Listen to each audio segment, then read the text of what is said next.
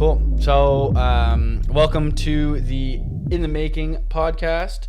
I am Patrick. I'm Dan, This is Dan, and this is Cricket. and this is Cricket, This furry little bean our next to co-host. For those of you not watching, there's a dog in between us. Yeah, for those of you on audio only, there's a little dog sitting here. Cool. So, Dan, some big changes happening in both our lives, mostly in yours. And that big change mostly happening in your life is me moving from Montreal to Toronto. So, if you are watching on video, you can see where we are. If not, if for those people who have been following me, we've been renovating our house for the last year. We being myself and Kendra, and basically the basement is finished and the main floor is finished, and we convinced Pat to move from Montreal to Toronto, and Pat is now living in our basement. Yeah, so basically the business that we run is growing quite fast, and it's difficult to bring in people from the outside to help us with growth that don't have experience within our business, because we're very fortunate in the sense that while many businesses need more salespeople, our core competency and the one thing that we need to maintain as we grow is the quality of the work that we provide. So, so we brought Pat in from Montreal basically to help us oversee all of the daily operations and quality, because Pat used to run his own version of our Shine business in Montreal. He was running a franchise there. He just sold his company in order to move here. So how does it feel for you to be in Toronto finally? It feels kind of crazy to actually be here. It feels like it was months of like build up of like, yeah, like I'm saying I'm moving to Toronto and then actually being now here in Toronto is like, I don't know. It kind of feels surreal still. Like I wake up in the morning and I still have that, when you like, you're at like a hotel or something and you wake up in the morning, you have that weird feeling like, where am I? How did I get here? I still get that. Had other points in my life where I felt that way. Yeah. So, but I mean, honestly, like this just in terms of why I moved here, I don't know about you, but I think you'll agree. Like for me, you know me very well. You know like where I'm at in life and all that very well. I think that you'll agree that this is just the logical next step. This is just the next step in my evolution. Like there was no other real way forward for me. Like this was always kind of, Kendra's even said it. Kendra's even said like this was always our plan. Like this is how it was always going to happen. There's the three of us from day one that started this business. We started this business from day one, and I was in Montreal, and Kendra was like, we knew that you'd never come to Toronto right away, but if you did a couple years in Montreal, we could probably convince you. I feel like that's something I want to get into, because it's something that very few people do, but the people that I do know that have just decided to like uproot their life, leave their hometown or their city, and just move somewhere else are usually interesting people that have done that, maybe with a specific reason or without, but the goal is ultimately to create something a lot bigger than what they have going on now. So I guess if you were talking to somebody else that didn't know you and they were looking for a change, what would you say kind of pushed you in the direction of saying, it's time for something new? Like, what were you trying to get away from in Montreal, and what were you trying to move towards in Toronto? That's an awesome question. Yeah, I mean, I don't think I was really trying to like get away from anything in Montreal. Maybe like habits more than anything. Like one of the things that I was really excited for moving here, but also like kind of nervous a bit, is just like I knew that like coming here to work with you and Kendra, like a lot of the weak points in my game, like when I was running Montreal and everything like that, like I did a good job, but like I definitely wasn't perfect. There was definitely weak points in my game, and I know that coming here with you guys, it'll be like shock therapy. Like those weak points will be like super highlighted at the beginning, and I'll be forced to fix them and work on them, and that'll make me better all around. You're talking about in your business? Yeah. I'm talking about like in like my business, like I don't know how I would word it, like my entrepreneurial skill set, I guess, is like, you know, there are some things that I'm very good at, and there are some things that I could definitely be better at. And I find that it's really easy when you're working on a business to like, um, always navigate towards those things that you're really good at. Like you just always want to do those things because you're really good at them, and then to just like kind of avoid the things that you're not great at. And Yeah. I think that when I'm here and the business is so much bigger and so much more involved, and there's like a lot more pressure on me than just myself. Like now it's like there's other people relying on me to make sure that I do things right. Like those weaknesses will become pronounced, and I will be forced to work on them and strengthen them. And I think that that's will only be good for me in the end. Um, so that's one of the biggest things. And I think one of the other things that you said that I just want to touch on was what would I recommend for somebody who's like looking to like shake things up. And like this is kind of like the second time I've done this. Once I did it for a year, I moved to BC, and I think that like just like where you are, at least like where I was, like West Island, right? Like I grew up in this neighborhood. I had all these friends around me. Like I know all these people. And I just think that there's really something to be said for just taking yourself out of a really familiar environment and just like, even if it's not for that long, like I did it for a year, I went to BC. Like I just took myself out and I put myself somewhere where I knew nobody. And I just to prove to myself that like I will be okay. Like I can do it all again. And by the end of that year, I had built up a group of awesome friends and like a family over there that it was hard. It was just as hard to leave there to come back here as it was at the beginning to leave to go there, you know? So, I just think that I can't say enough for like having that experience of just like uprooting your life, going somewhere, throwing yourself into the fire. Like it's kind of what I'm doing again now. I'm just kind of like uprooted my life, moved to Toronto, and I'm just gonna see what I can make for myself out here. You know? I think that I also moved not from the West Island, but I moved from Montreal to Toronto. Yeah. And then just when I finished university, I didn't know what my next move was, but then as you know, I booked a one-way ticket to South America Yeah. for How 4 long? months. How long were you out there? About 4 months. 4 months. Yeah. So I did 5 countries in 4 months, Yeah. and I would say that like moving isn't really, for me at least, was never really about like moving for a specific reason. Like obviously I had ideas of why I was moving, but for the most part it was just, You're talking about when you moved here, or you're talking yeah, about when I moved okay, here, it was really just about being like, I know where I am, and I have a sense of the type of person and the type of life I want to live, but I don't know how I'm going to get there or what exactly I want to do. But what I'm doing now is not working for me in terms of propelling me forward. So if I go somewhere new where I have a totally new environment, it'll almost a lot easier to become a new person and kind of shed that normalcy that you're used to. And it made it a lot easier for me to just get into a new habits and kind of envision and design that new life that I wanted to live. And even though I was only able to figure that out once I already got to Toronto, it almost just happened so naturally because I was in a better space to be doing that, and I wasn't just, stuck in my old daily life. So yeah. Yeah. And you can always move back too. That's the thing. Like my biggest thing. I don't know where I originally heard this, so I can't give credit to the original person that I heard it from. But Is it me? no, I don't think so. I think it might have been Tim Ferriss. Sorry, Close but enough. like whenever you're making like a big call, like a big decision in your life like that, I think it's really important to like look at it objectively and be like, if everything that could possibly go wrong went wrong, like what would it take for me to get to where I am now, like to get back to where I am now? You know what I'm saying? Like for a lot of people, like a decision like that is like almost nothing. Like if you were to fail, you'd just be back where you were. So it's like, what's the point of not doing it? It's not like you would have to restart from the bottom. Like you'd be back where you are now. So there's no real risk. Like for me coming out here, the risk was a little bit more because I was, I sold my business in Montreal.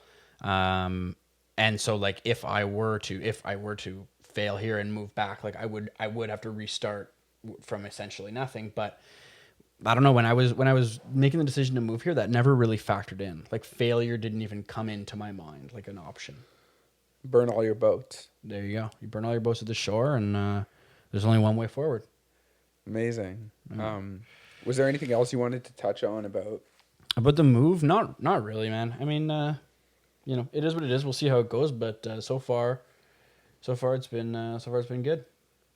Amazing. So yeah, so we have a lull where basically end of December is when our season ends, and we kind of just hang out. And I want to say normally we would do nothing, but as our business is growing, we're finding that the few weeks that we have off is actually not even enough time to get what we want done. So we've been off since like mid-December, so to speak, and now it's January 9th.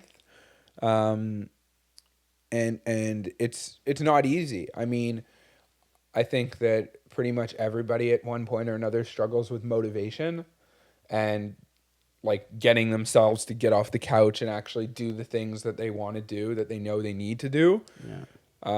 And it's funny because everybody thinks that motivation is this thing that you get, that it just happens to you. And then the order is first I get motivated, and then I do something. I do something. Exactly. But really, it's the opposite. It's I go do, exactly, and then I become motivated. And it's like how many times do you go and you watch videos on YouTube or Instagram from Gary Vee or you feel really motivated and you don't actually end up doing anything. Yeah. Or maybe you do something that one day, talks, but then you don't. But then that's it. Yeah. And it's actually the opposite. It's you have to go and do stuff, and then once you're doing stuff, the action of doing things is what's motivating you and giving you a good feeling that you're getting shit done. Yeah. And then you go and get more stuff done. So the hardest part is really just convincing yourself to just get up and go do something. And personally, I found that now I need less help with this. But when I was really like in a deep pit of demotivation, a couple of years ago, one of the things that got me out of like watching 45 episodes of Netflix nonstop in a row was just making a list of 3 items that I knew were super easy to do. And I figured if I get these 3 items done today, then today is a success. And I can move on. And even if it's literally doing the laundry and calling my accountant for something, and then I find it's good. It's like doing grocery shopping. Yeah. And then I'm done by 1. And then I have the option to go and do more. I usually ended up going and doing more. I think it's usually like, at least for me, it's a snowball. Like it's really just, it's not even a list of 3 things. It's just like a list of 1 thing. Yeah. If I can get myself out of bed within a half hour of my alarm going off and do 1 high impact activity, the day will be productive. Like I'll get a bunch of stuff done that day. If it's one of those days where like my alarm goes off and I roll over and watch Instagram for like 2 hours and then roll out of bed and make myself coffee and sit and watch Netflix. Yeah. And then like, no, you're done. Once like that, like, happens, it's just the day is shot. And I don't know about you, but like I've found it a lot harder to motivate. I know we said we weren't going to talk about it, but since the COVID, since the lockdown, because generally like what I would do in the off season that would keep me like going and keep me motivated and keep me working is I would wake up every morning and go to the gym first thing. And that's like you're doing something at least somewhat productive first thing in the morning, and then the rest of your day like you just want to go. Now I don't really have that option. So it's been tough for me for sure to motivate, but the move has definitely helped because now I have you and Kendra above me and I don't have a choice but to get up. Yeah, so basically just getting back in the swing of things for us is... And we got an office this year too. Yeah. So like getting back in the swing, I think that's going to be a big help because once we kind of get started and we figure out what we need to do to organize that and get it prepped for the season, like that'll be an easy thing for us to just get up and I can just go there first thing in the morning and just work for a couple hours on prepping the office. I think the thing that's different about this year as opposed to the other years was that most years when we're off, we have nothing to do and we'd be off. Whereas now, we never really stopped working. Like the business kind of shut down. And then after the business shut down, I just went to working on the renovation nonstop.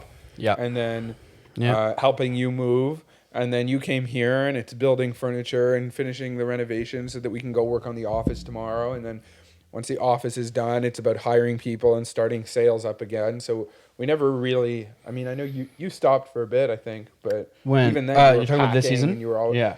we're Yeah, I always mean, doing stuff. I definitely had a nice little break. I mean, I knew I was going to be moving here, so I knew that like I wasn't going to be skiing, which is my other love. Like I love running this business, and I love skiing. It's like a passion of mine that I love to do. So I got in like basically every free day that I had between when I finished my season, when the hills opened basically, and when I moved here, I skied. And then every other day in between that I couldn't ski, I was packing and prepping to move. And now I'm here. So, but like, yeah, I'm just, I'm stoked to get into it, to get into the season, to get the office ready, to get going, to get hiring, to get selling again. Like I'm ready to go. But I know that feeling, and I know that once the rubber hits the road, it is still hard to kind of get the ball rolling a bit. Once it starts rolling, it keeps rolling, but getting it going it takes a few turnovers of the engine, to get it going. I would say our least favorite thing from both of us after doing it for so many years is knocking on doors. I don't think like it definitely has always been our least favorite thing. I don't think it's because we've done it for so long. I think that you can agree, like once you have knocked on your first 3 or 4 doors, it actually is kind of fun and easy. It's just it's always good once you're there. It's just the mental game of getting yourself to like get to that first few doors. It's literally it's getting dressed, going out, getting in your car. The whole time you're going, what's ahead of you. Yeah. It's going to be cold. It's weird because like generally when we're doing it, like I would say probably 99.9% of all the interactions we have are positive. Yeah. Even if they aren't interested in the service. It's not that we don't want to go because we're worried about people shutting us down. We just don't want to go because I don't know. We just don't want to go. I don't know why. No. I would say that I would say almost it is. I would say it's like 99.9% of all the interactions we have are positive, but that 0.01% is weighed so heavily in your brain. You? I find, yeah, I think so. Because like I have knocked on thousands and thousands of doors, right? And I don't remember pretty much any of them except for like 3 of the bad ones. And there's only really been like 4 or 5 bad ones. I find for me it's just daunting that I don't want to go out and spend 3 or 4 hours in the freezing cold. That's really it. Oh, the cold never really bothers me. And it's fine once I'm there and like once I start talking to people and I get in a good flow, like that's honestly the only good thing for me is talking to people. Once you bang out, like every once in a while it happens that you'll book estimates at like 2 or 3 houses in a row. Yeah, that's a high. Then you're on fire. That's a high like no other. Like you're feeling good. You're feeling good. That. I'm excited to experience it in Toronto. I don't want to get my hopes up. Oh, everyone speaks English. It's amazing. that too. That's how I didn't even think of that actually. Oh my god, that really is amazing. No, I'm more excited to see like what the rate of return is like. Do you think it's more than Montreal? What's your guess? I would say it's more. Do you think it's still like I think in the preseason you average like 1 an hour? I would say that is that the same in Toronto, 1 an hour, or do you think you probably depends what area and what time of year? Well, yeah, I mean June you're gonna get everybody. I mean, people are gonna come to you. We don't have to knock in June because we just have so many people calling us. This is just the head start stuff, but I think this year is going to be a lot nicer because we're going to have an infrastructure where we're just the only reason we're going to be knocking on doors is to train other people to knock on doors and get started. Yep. And then once those people are trained, then the business is starting to become so. Just to explain what we're trying to do with our business, rather than just be self-employed and every year like work really hard to make a bunch of money and then do it again every year for the rest of our lives. The goal is to build the company up into something better each year to the point where we are free. Yeah. So there's a very key distinction that I want to make between self-employment and Yeah. business ownership. So owning a business means that you own a system. You actually have a machine that you can turn on and it runs. And if you walk away from that machine, it's still running, it's still making money, everything is working. But if you're self-employed, which technically can be the same thing, but for the purpose of this argument, it's not, then you own the business and you run it. But it can't function without you being there to make it function. Exactly. So if you want to go on vacation for 6 months, or if you want to do something else, the business stops running. So you're required to be there. So you end up working so much just to oversee it. Now, don't get me wrong. I don't think I've ever seen a successful business that didn't require someone to constantly be on top of it in order for it to grow and build and succeed. At first, well, it's like a machine. The machine analogy that you used, like you can walk away from it, but machines need maintenance. Yeah. So basically, for me at least, I don't. You can share after I finish, but my goal for Shine is I'm not at all interested in window cleaning. I don't have any interest in that. I don't really like it, to be honest. I'm more fascinated I've always been fascinated almost like a mechanical engineer would be with machines. I love looking at the mechanics of businesses and understanding how they function and why they work the way they do and what makes them tick. And so for me, my goal at the beginning of Shine was to build it for 2 or 3 years and then leave it and then let it run and go run another business. How's that 2 or 3 years going? Well, what I discovered after my first year I thought it was going to take 5 to 10. Well, not really. What I discovered was that the potential was a lot bigger than I thought it would be.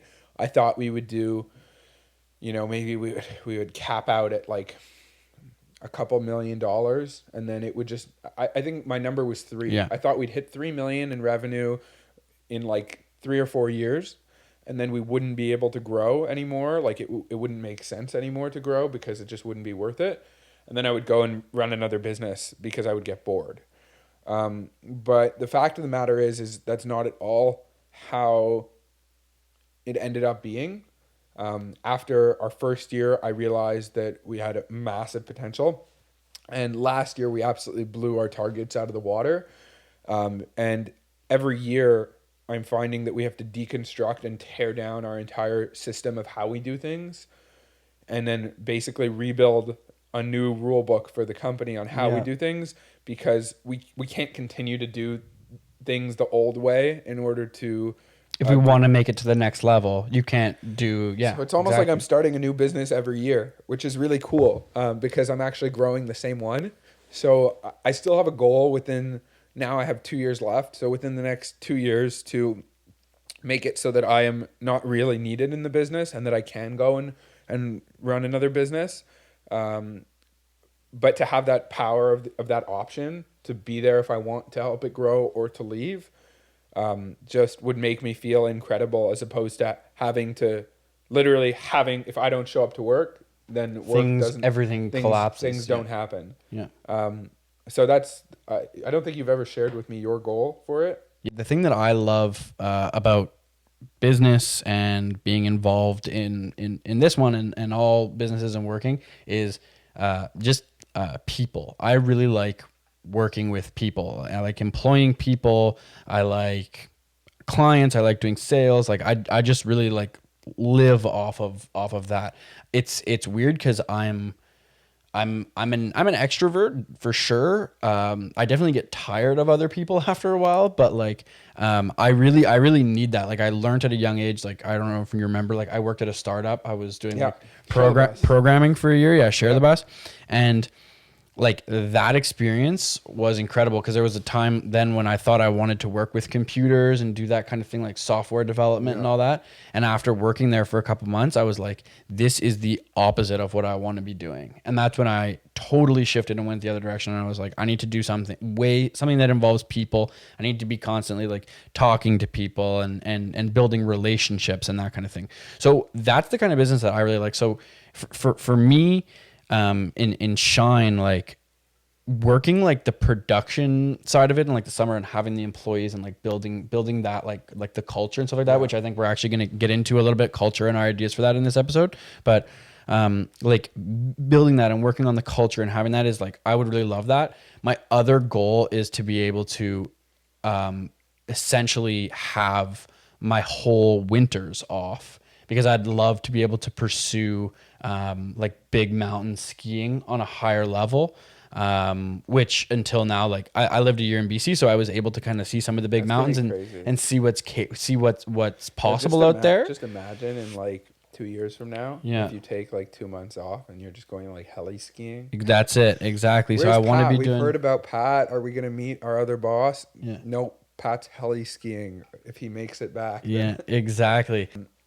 Having you around is like the quintessential third piece to our puzzle, because no, but for real, like a lot of people think that they want to start businesses and they're like, you know, it sucks to start alone and it's hard. It's really hard. It gets lonely for sure. That's one of the big reasons that I moved. Especially if you've never done it before, and then you're like afraid to start. So you want to just grab a friend and be like, let's start this business together.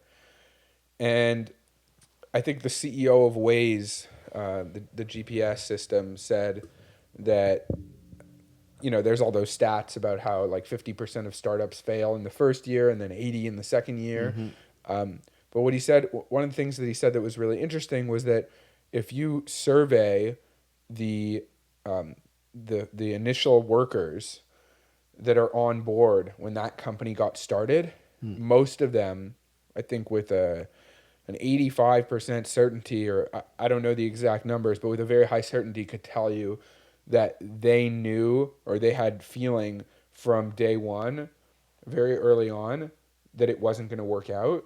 And most of the time it's not because the idea is bad, it's because the partnership is not correct. The partners are not cohesive for whatever reason. And often the people you're friends with are not, there's no correlation between being friends with someone and being able to run a business to them. If anything, it's often the opposite. But in this case, myself, I'm a lot more like, I feel high level and visionary, and I'm good at kind of just thinking things up and then just going and doing without stopping. So I'm more of, I would say, an executor, and sales is my forte, whereas Kendra is incredible at the back end and just being able to focus and do like a admin machine. work. I've never seen anything like it. You know, high level focus. If I tried to do, you know, even 3 things at the office, if she gave me a list of 10 things to get done on software or office or administration, I'd probably get like 2 or 3 done in a day, and she'll just complete the whole list and get like 14 things done. Perfect example. We have like a CRM, and we do estimates with clients, and we take the papers that we do the estimates on and we enter them into the CRM, so we have all the data. And one time when I was in Toronto like a few months ago, put a stack in front of Kendra for her to do. And I looked at the stack, and because I'm in Montreal doing it all myself, like I do both sides of this. I do the estimates and put them in. They have it split up, so Dan does the estimates and then Kendra inputs them. I looked at the stack of estimates and I estimated, I looked at it, I was like, that would take me probably about 2 hours to do. Kendra had it done in about 20 minutes, and I was blown away. Yeah. I turned around and turned back, and they were gone. So yeah, I feel like usually when you have similar traits to someone, it doesn't really help your business, because you don't need 2 heads of sales and then nobody's good at admin. But we have Kendra, who's incredible at the back end stuff. And then I'm, you know, high level on the ground, or up until now, I've just been everything customer facing and basically human facing. But one of the things that I think I'm getting better at, but that I severely lacked from day one, I feel like it's probably, you might feel similar. Your sales skills are similar to this, where it's not your core strength, but you're getting better at it, is for me, employee and people relationships.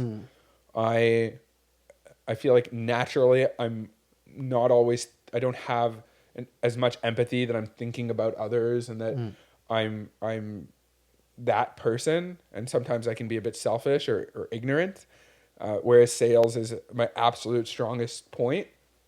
And one of the things that allow us to become an amazing company is going to be our relationships with our employees, 100%. and how much they love us, and how much, you know, we show that we love them. And And that's I really think strong that, yeah, suit. like you said, like we kind of fit together, like a puzzle piece. Like I know what you're thinking. But you no, about to like propose? really, I totally agree with you. Like I have a bit more empathy, and I like hiring guys and managing them, and you know, Yeah. and I giving hate, them a I place, hate training workers. I giving hate them it. a place. I mean, I don't enjoy training them, but I like being their supervisor. I like being And they there can for tell that them, you're there for and they them. know that I am there Yeah. like for them to make their lives as good as I have the power to make them. And like I'm good at sales, but I'm not amazing at sales. Like by no means. Like you, on the other hand, are incredible at sales. You can sell ice to an Eskimo. But then when it comes to the employees, like you said, it's like, but I think that those things are like, because they're almost like mutually exclusive to a certain extent. Like the more of one you have, the less of one you have. You know what I'm saying? Because like it kind of sounds bad to say it, but like in order to be like a really truly incredible salesman, you almost have to have a little bit of a lack of empathy, because I feel that like if you want to be a really amazing salesperson, you need to be okay with making other people feel a little uncomfortable sometimes.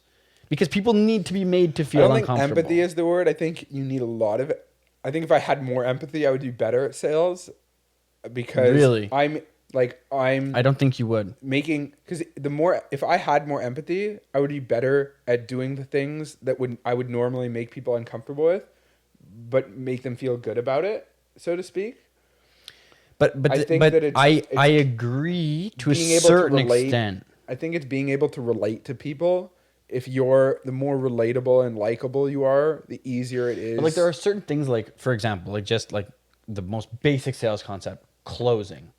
You have to be willing to put yourself and them in what could be perceived as a slightly uncomfortable Yeah. situation in order to make it happen, or it's not going to. Especially on one of those sales where the person's kind of not 100% sure, and they maybe want to, you know, wait or here or there, and you have to kind of like keep talking, reclose, keep Yeah. talking, reclose again. It's like when you're on your second, third, fourth reclosing, at that point, like everybody's not as comfortable as they were 15, 20 minutes ago. I don't think there's any way to around that. I I don't think think if there's you're anything really I don't think good, there's anything wrong with it. I think if you're really good, which is a level I still aspire to be at, then that becomes like, the better you are, the less that becomes a thing. Yeah. And when you have really good rapport with someone, which has happened to me a bunch of times, it's like, not, you're almost laughing that you keep closing and asking them for the job again, because you know that you're being genuine, and that you're on the same page, and they're being genuine with you. But you're right, often there is that kind of awkwardness or that imbalance, and I think that's just trying to be better at sales, is to be able to navigate Yeah. that. And I don't want to confuse like um empathy with being genuine, or like empathy with being like a shady car salesman, because like I don't think that's what you are at all, and I don't think that's what good salesmen are. I just think that like there's a difference. Like you can be like a totally genuine person, but also not be like extremely empathetic to the fact that, like, you know, for example, like if you're in a sales call and the person, like, you've pre-closed them on the phone, you've done all this, and then the person basically is like, oh, you know, give me the night to decide.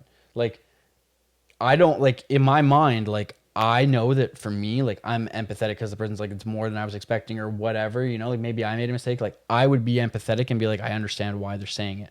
But I know for a fact that you would be like, no, you brought me here and you told me that if the price was so, like, we're going to get to the bottom of it before I leave. It depends. So the way that I was taught was, because I didn't know any better. It was, you always have to close, like, like, it's better to get kicked out than to get a I'll call you back. Because statistics would just show us every Yep. time I tried it that 99.9% of times that you go, okay, you know, the guy for sure, he sounded really genuine. He really was going to call me back. And then you never get a call back.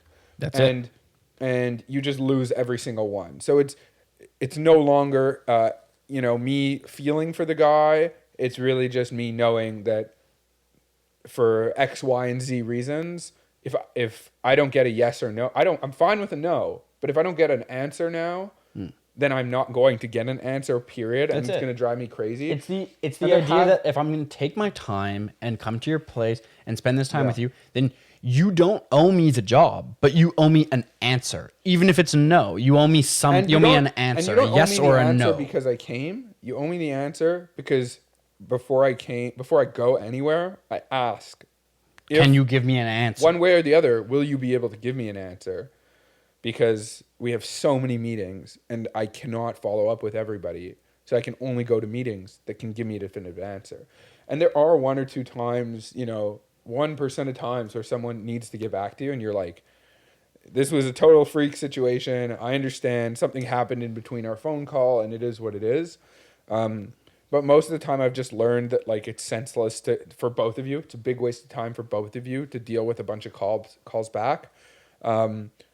So I don't know. I guess that's something I would love to look more into. I want the business to win so bad that I see a direct correlation between if I don't close this sale, then the business will not move forward.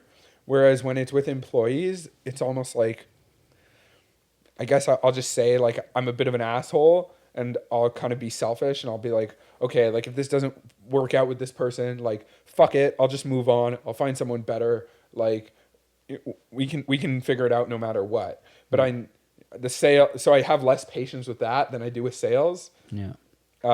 Because I'm almost like, I guess of the mentality, I used to be of the mentality, I'm less now of like, the person will show up and if they're good, they're good. And if they suck, then we just let them go. And I feel like to a degree that has proven true where, a lot of the time I'll bring someone out to an interview or a training and I like them or for whatever reason I want to give them a shot, but I don't get that feeling that like this person's going to be awesome. And I just hang on to them and they end up becoming an A-, a B or C level employee. Whereas when you get that person that you're a fucking rock star, like right in the interview, you bring them out to a training, they kill it. Like we only want people like that are a good fit. 100%. And I feel like there was, in one of Malcolm Gladwell's books, he talks about how, like he compared statistically what percentage of job applicants stayed in the position that were good hires, that were actually given a 1-hour interview versus who was judged just based on a handshake and like a 30-second thing and then they left. And the handshake was a more accurate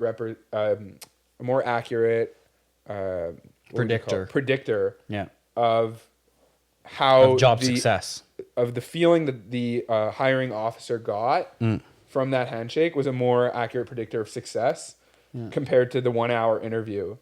Recently you had put me on to the audiobook. I think it's called Delivering Happiness. Yep. It's the Zappos book.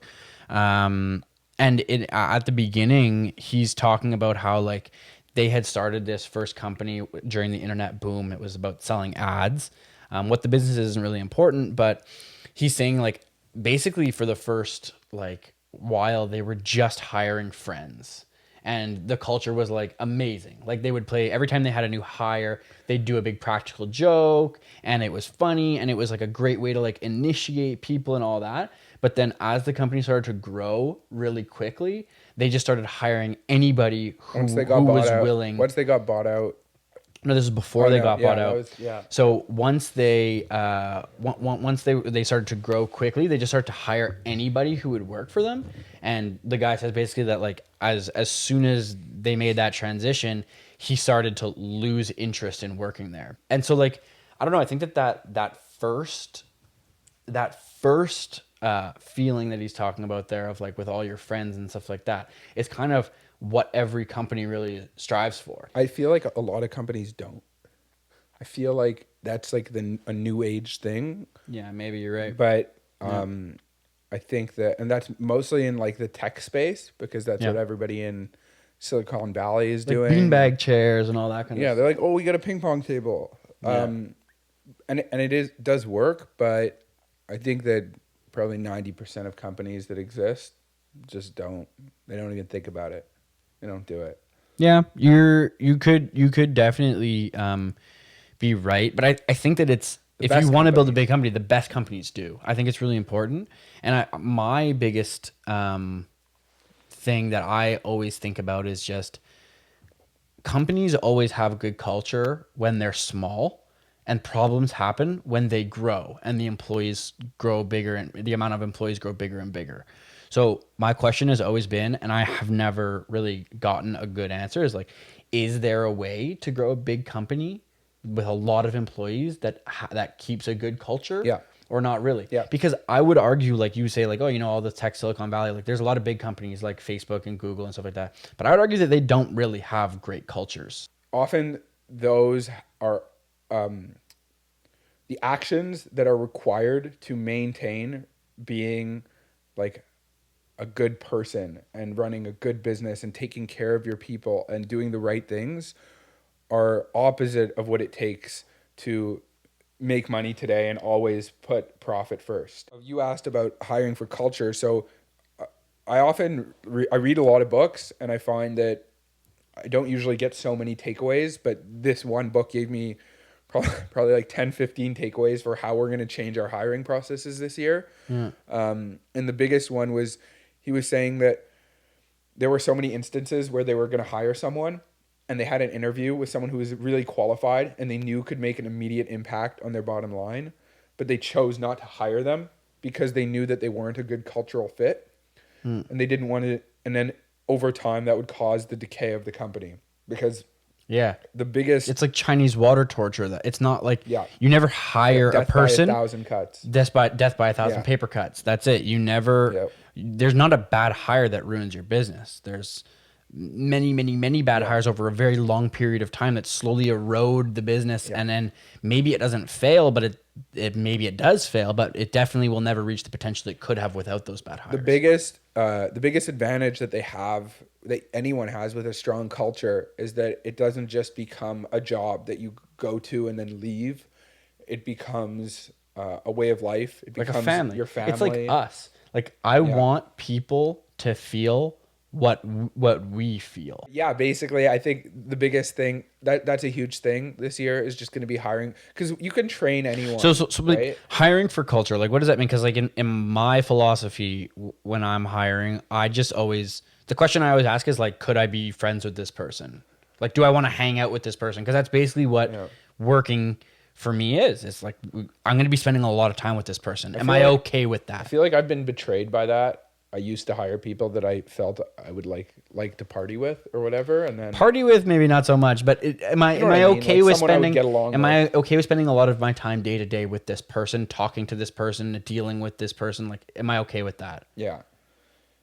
To an Do we get extent, along? I like agree. that? Yeah. So the biggest thing is to decide what your core values are. Yeah. And we still haven't really talked. I mean, we generally have an idea. I'm sure we'd come up with the same 3 out of 10, but they had a whole list, and it was like, I don't know if you want to pull it up, but it was something like be kind of weird and fun, wow our customers, and then there was a whole list of things. But This is basically, Zappos? yeah. So Okay. they had their core values, Yeah. and then they would ask interview questions. So they would have 2 rounds of interviews. The first round would be if they were a good fit for the role. Okay. Second interview, I have them. Do you want me to read them? Yeah, in 1 sec. And the second interview would be a cultural fit interview. So it would just be around asking questions, basically to figure out where fit that with the person culture. was on the spectrum of each core value. And So sorry, I was looking this up. Can you repeat those for me? What were thought you said the you had it. 3 interviews? No, Oh, what were there was the two. three types of the? Oh, there was two types of interviews. Yeah, so the first interview is, are you right fit for the job? And the second one is, are you a cultural fit? Okay. Okay. Cool. Okay. I thought you said there was a third one. So yeah. So the 10, I guess it's core values of Zappos is deliver wow through service. Yeah. That's number one. Number two, embrace and drive change. Number three, create fun and a little weirdness. Number four, be adventurous, creative, and open minded. Number five, pursue growth and learning. Six, build open and honest relationships with communication. Seven, build a positive team and family spirit. Eight, do more with less. Nine, be passionate and determined. And 10, be humble. Which honestly, we should just screenshot those Take all and of make them. them ours. Those can all Yeah. apply to essentially any service-based business. Those are great. Pretty much. They're I mean, they're, they're- they're the awesome. I reason mean, that they create won- fun and a little weird, again, a little weirdness. That one, give or take, but like the rest of them are great. Like that's really good.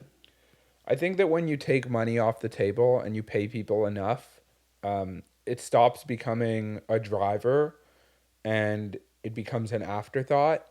And that was something they did really well, where they would always put their employees first, and they would hope that their employees would always put their customers first. When they got bought out, generally the top, I think 15 or so executives usually get like a massive bonus. Like I think it was, I don't even know, but I think they get like double their salary basically for that year as the buyout happens. And they decided to give that whole bonus to all of the employees Split in it the up company. between everybody. And it ended up resulting in the employees getting something like I think it like a 40% jump in their salary that year.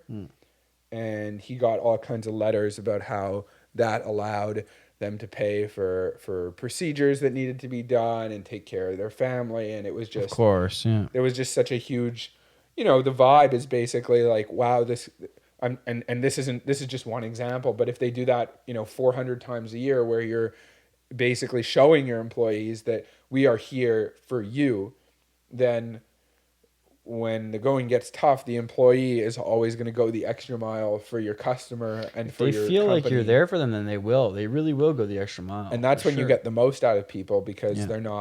they're not checking like, is it 5 o'clock? It's Is it time to 5 go o'clock? home. Let's look. Like, is it time for me to go home yet? I feel like the better we do and the more money we make, the less of a scarcity mindset there is. There's a lot of It's really an abundance now. We know that, and There's we a lo- can. a lot of companies and Spread just it people like that I know will it's almost laughable, like you come up with an idea for a business and you're Oh like, God, I know oh, what but you're I gonna don't, say. I can't talk I to you can't about tell it you. 'cause Yeah. it's- Oh, I can't tell you until I need to wait a little bit. I have partners. I can't say anything yet. We don't want you to steal the idea. It's one thing if you're like you have an NDA, like our friend Yoshi is like, he's literally like not able to talk about certain contracts that he has, but Well, this no, is no, no. like, if it's contractual, it's a whole different thing. I'm talking Yeah, about no, people that come 100%. to you with a startup idea that they haven't executed on done in nothing. even the smallest way. Yeah. And they're saying like, I have this great idea. It's the best idea, but I can't tell you about it yet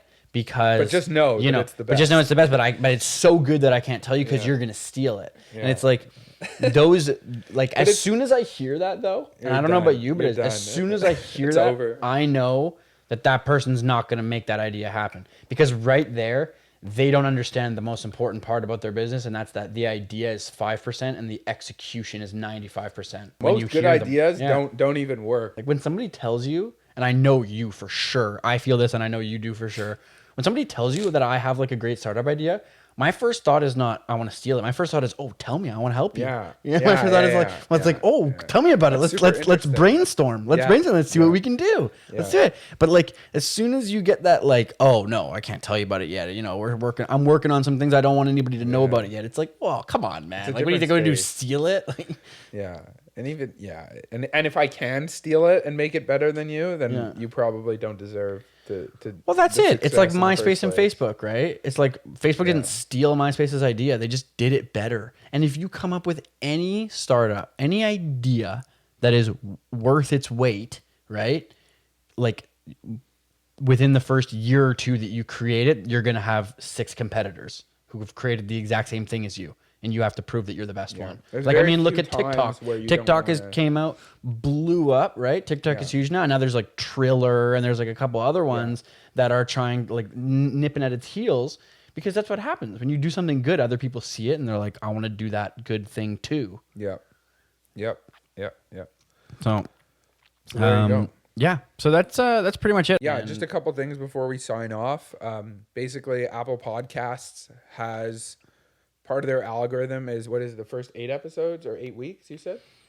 I'll need to look into it more, but I think it's 8 weeks. Okay, so I'm just gonna say it and just don't, like, if somebody out there knows a lot about podcasts, don't quote me on this.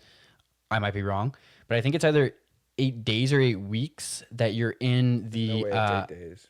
you're in the like new podcast section of the Apple podcasting app. And that's like one of the best ways to kind of boost your listens, because it will give you an unnatural amount of exposure. But in order to like rank on it, you need to have like a good amount of content like to release and be consistently releasing throughout the time you're in that new podcasting. So I think what Dan was going at is that we're trying to right now like record a few episodes and get our flow down, but also get like a little base of content so that we can release and take advantage of that time that we're going to be in the Apple's like new podcast section. So basically, the way that they determine whether to boost your exposure is by how many 5-star reviews you get, how much positive feedback you get, how much you share the podcast, and how many subscribers we get. So literally just by you clicking the subscribe button, if we ever stop delivering value, feel free to unsubscribe, but it would be absolutely huge for us. And we would be super, super grateful if you could just leave a 5-star review and Leave a 5-star review, subscribe on Apple, like, comment on YouTube, and message subscribe us on if you have any YouTube. feedback. Let us know what we could be doing better, Message us. or if there's anything interesting that you would want to hear us talk about, and we'll make a point of doing that. Yeah, realistically at this point, if you're listening to this or even giving it a chance, we appreciate it, and we also know that you probably have our personal phone numbers. So send us a text if there's something you've noticed, because we're definitely new to this. Thank you for even sticking. If you've with made it this to the far, end. genuinely, thank you very much. This is the first time that we're really doing this. We have no experience in the field, so we just figured we would make this to kind of share it with our friends and create a podcast that we wish that we had over the last few years that we could listen to. So this is just our way of kind of giving back to the community. And hopefully we're helping other people, helping young entrepreneurs or pretty much anyone that wants to build a business or just improve their life, or at the least listen to 2 idiots in a basement talk about their life.